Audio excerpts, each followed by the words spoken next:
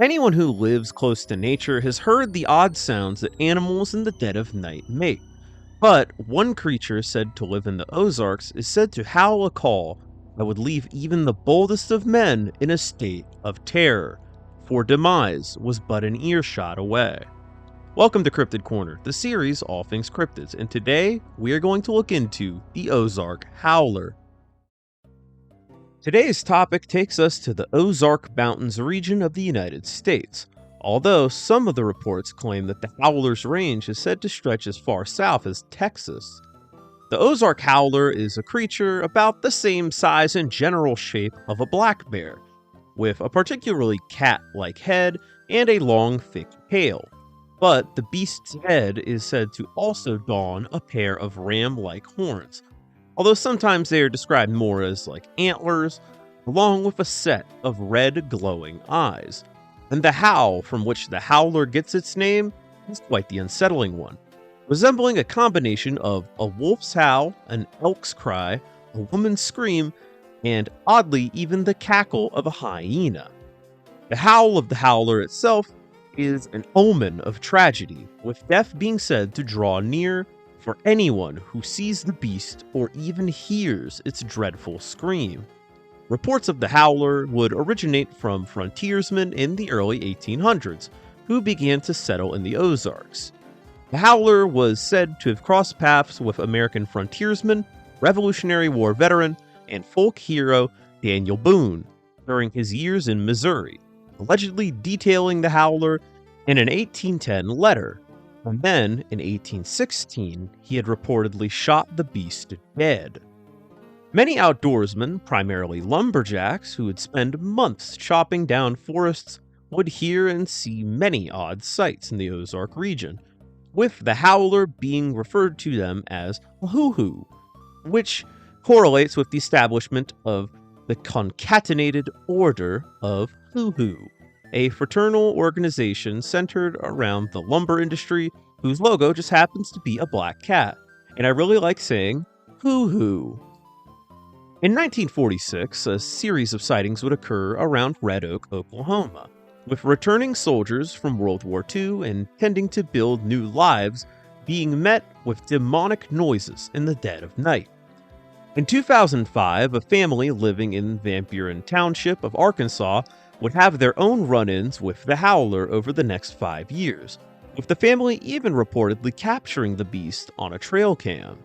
And in December of 2015, 4029 News would receive an email claiming to be a report of the Ozark Howler at the Devil's Den State Park, specifically at Yellow Rock Trail. And this email also contains several photos of a devilish creature who chose the cameraman great mercy while in its presence. The legend of the Ozark Howler has only continued to grow over the years, with many books, documentaries, and internet fanfare popping up in recent years in shock and awe of this fascinating beast of Ozark folklore. So just what was the Ozark Howler? The Howler has a pretty unique appearance, given its combination of bear and cat-like characteristics and a set of horns, which no mammal carnivore has been confirmed to have horns. In fact, horned carnivores are pretty rare in general. Given the sheer size of the Howler, a possible candidate for the beast is the late Great American Lion, which is one of the largest cats to ever live, with males standing up to 4 feet high at the shoulder and weighing up to 1,150 pounds, relative to the size of the Howler. And with a unit like that prowling about, seeing one would just about guarantee your end. And isolated pockets of wilderness, like the Ozarks, could provide a perfect refuge for such beasts to remain hidden. The problem with this theory, however, is that it is unlikely that American lions would have been all black, as their extant relatives also don't show melanism. But one cat that is known to bear an all-black coat is the jaguar. Black jaguars are relatively rare, with 6 and 11% of jaguars inhibiting melanism.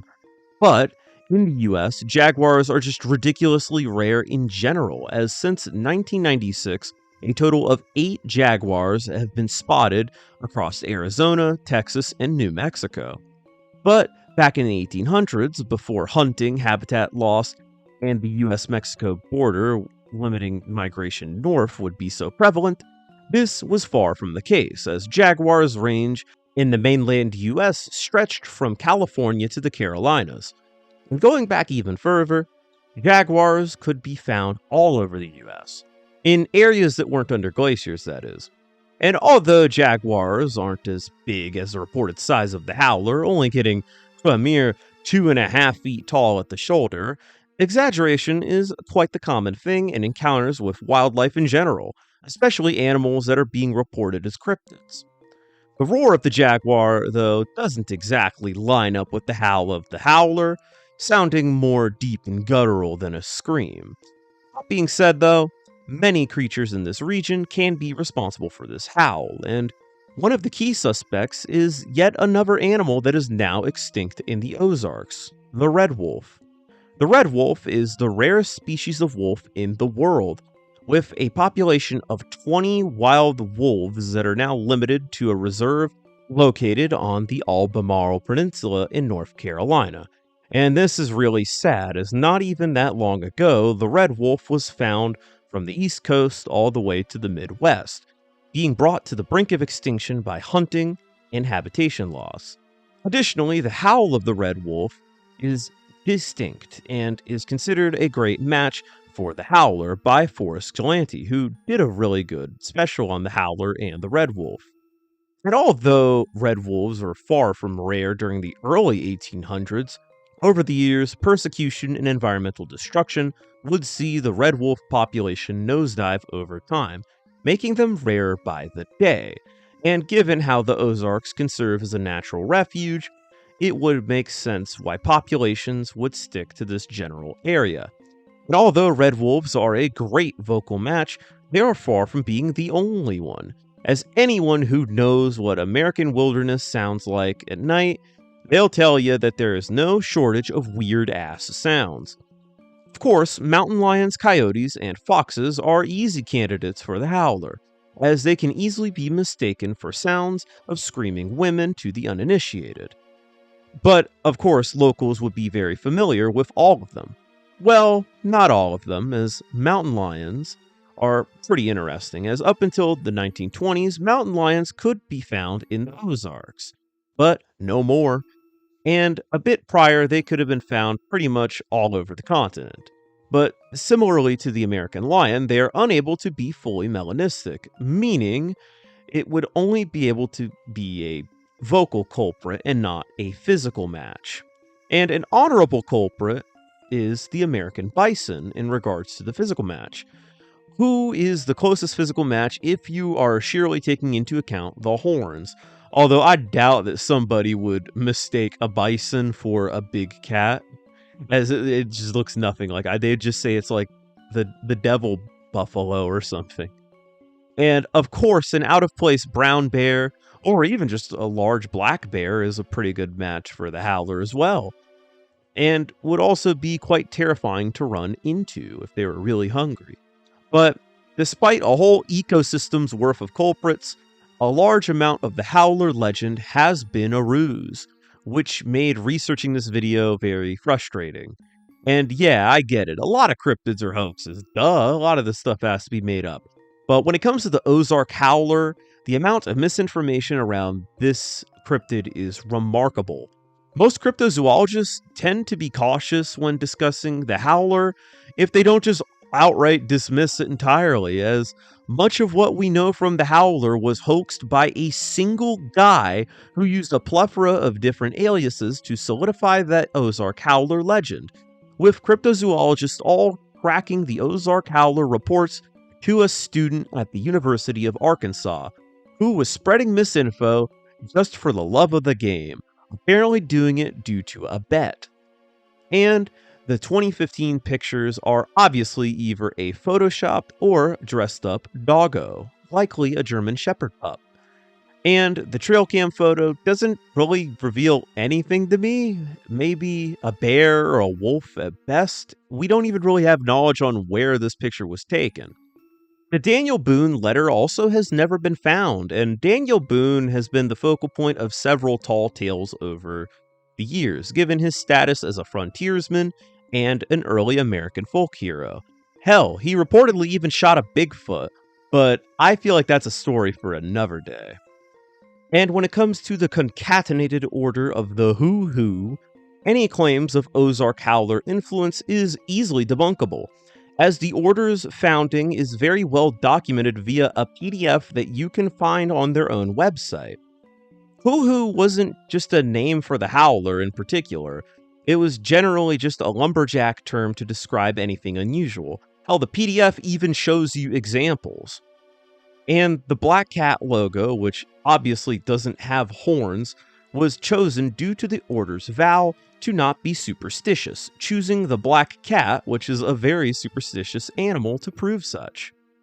The cat influence just keeps going, though, as there is a big play on the saying about the cat's 9 lives playing a very key role in the organization, with the number 9 popping up quite a bit, as there would be 9 directors that would hold a meeting on the 9th month, specifically at 9 after 9. And the initiation fee for a membership, which was never more than 9,999 men per membership, would be $9.99, with a monthly charge of 99 cents. Additionally, when your organization is called the Concatenant, you have to shoehorn that cat in there somewhere, man. Come on. Due to this, many write off the Ozark Howler entirely as a cryptid, believing it to be an entirely online creation. But personally, I think that the legend existed prior, being around at least since the 40s and 80s, and being made to look older by hoaxers online. Many have drawn parallels between the Howler and the Black Dog of Death, which functions very similarly as an omen of demise, leading many to believe that the Howler was inspired from this English legend. Additionally, it's likely that the tale of the Howler, a menacing creature that is essentially just destined death incarnate, was created to scare off unwanted company. Everyone can relate to wanting a little bit of peace and quiet, and I'd bet you would want a lot of peace and quiet around with nobody poking their noses around when you're making moonshine. Many moonshiners who already are familiar with the sounds of nature and the many creatures that make them have been known to use this to their advantage, often making up legends and creating their own calls behind them to scare off unwanted company. And it does seem like it worked quite well. And so it appears that the Ozark Howler's legacy was a fabrication, a ruse. But at its core, I still think the Howler's legacy came to be organically. It's weird to think of some local monster that was used to scare kids or deter people from coming across moonshiners becoming a weapon of a mass misinformation campaign in an effort to fool the cryptozoological community at large. Perhaps due to that one college student, the Ozark Howler is more widespread and well known than ever before, with TV specials and books being made on the Howler. And that just left me there thinking, just how many cryptids that we all think of today were just made up by a single person and spread across the web while making a fabricated legacy and lore for the creature to make it seem more legitimate. And I mean, countless of perhaps your favorite niche cryptids had come to be this way. They just had to have been, and the only difference between them and the Howler is that, at the end of the day, the hoaxer at the helm just never got caught. But that still does leave people to wonder. Could creatures like the mountain lion or the red wolf still call the Ozarks home? And that's going to do it for the Ozark Howler. This was a pretty interesting one, but as I said during the explanation section, it was kind of frustrating to try and research this thing because, like, I like looking at the newspapers and like the reports to verify, exactly what the journalist said, but it's like, oh, this just kind of happened then. Source, trust me, bro. And it's like, yeah, I could see why a lot of the cryptozoological community doesn't really mess with this one Howler, but I do think it's very interesting. I think that it's very likely that this was a local legend and it was way more niche, but this one guy kind of just picked it out of nowhere because, He's in the Arkansas area. It's an Arkansas-based legend, and he just made it as big as he could. But as jokingly as he did, he just wasn't even really thinking about it.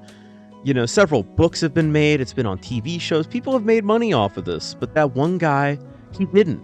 He did it for the love of the game, but hey, I'm just saying he should have been smarter about it so that he got paid. But what do you think about the Ozark Howler? Do you think that there's some weird creature out there in the Ozarks? Do you think it could be a red wolf? I really hope it's a red wolf. I don't want those little guys to go out. Or do you think it could have been a mountain lion? Make sure to comment it down in the comments below. I always like to see what y'all have to say, and if you have any suggestions as well, I'm all ears. But there's only 2 more videos in the spooky season. There's Monday's video, and then there's the Halloween special, or rather the Halloween Eve special, because it's on Halloween Eve. But before we get to that, I'd like to thank you all for watching. If you like this video, please leave a like and a comment down below. But if you really like this content in general, make sure to subscribe and ring that notification bell so that you are alerted the second a new cryptid drops. You never know who it's going to be. But if you really want to help out the channel and help us discover even more cryptids, then you can become a member. For just $3 a month, you gain early access to videos, priority on recommendations, and hey, you're right here at the member shoutout with all the delicious foods and beluga. And of course, you would be a real one. But if you watch this content in general, you're a real one regardless. You were the real one this whole time. But with that, I'd like to thank you again for watching, and I will see you in the next video. Not much time left in spooky season, unfortunately.